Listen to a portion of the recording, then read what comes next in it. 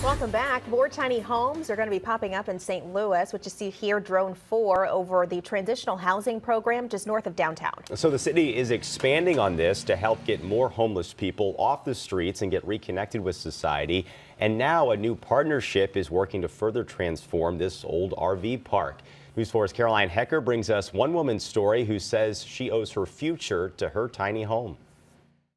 This is my space. I have everything that I could need. Rhonda Amon has seen her fair share of both emergency and temporary housing in St. Louis. But when she arrived at this tiny home village in North St. Louis last fall, something felt different. I was actually elated that I didn't have to go to another place I had been before because this has structure.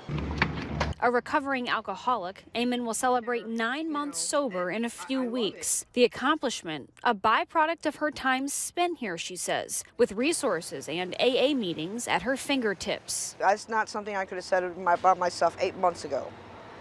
Yeah, so yeah, I'm ready. I'm ready to rock and roll. But, you know, this is my jumping off point and getting my feet wet again in society. Amon represents the mission the city of St. Louis and Magdala House set out to achieve. In 3 years, 130 people have graduated out of a tiny home and into permanent housing, receiving support along the way. We do help these people obtain medical insurance, also help them get identification, which many of them don't have when they first come here.